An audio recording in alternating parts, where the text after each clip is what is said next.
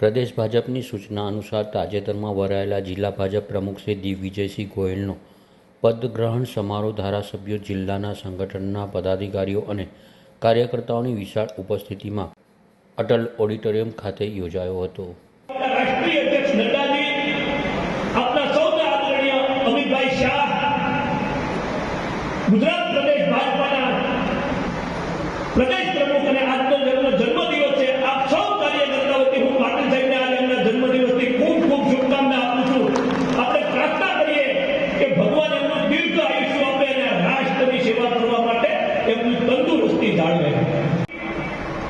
વાતો હવે હું દોહરાવીશ નહીં, મારે જેટલું બોલવું હતું એટલું ઘણા લોકોએ પોતાની વાતની અંદર મારો સૂર મૂકી દીધો છે. વિશ્વની સૌથી મોટી પાર્ટી ભારતીય જનતા પાર્ટી ગૌરવ લેતી હોય એવું સમગ્ર હિન્દુસ્તાનની અંદર કોઈ સારું સંગઠન થતું હોય તો એ ગુજરાતની અંદર થતું હતું.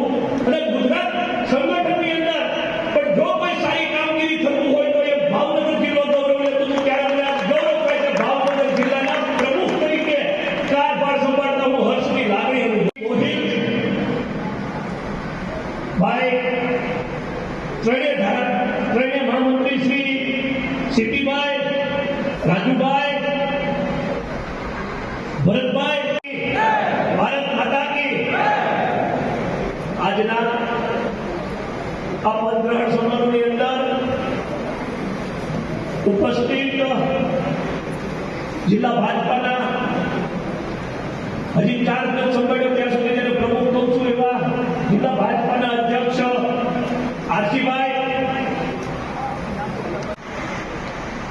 નગરપાલિકાની સ્થાનિક ચૂંટણીઓ હોય, આ તમામમાં ભારતીય જનતા પાર્ટીએ પગદંડો જમાવ્યો છે અને વધારે વિચાર મજબૂત કરવા માટેનું તમારી મારી બધાની ફરજ છે. આદરણીય મોદીજીના નેતૃત્વની અંદર દેશ વિશ્વગુરુના સ્થાને બેસવાનો છે. ભૂપેન્દ્રભાઈના નેતૃત્વની અંદર ગુજરાત કૂદકે ને ભૂસકે આગળ વધી છે. ત્યારે નડ્ડાજી, અમિતભાઈ, પાટીલજી બધાનું નેતૃત્વ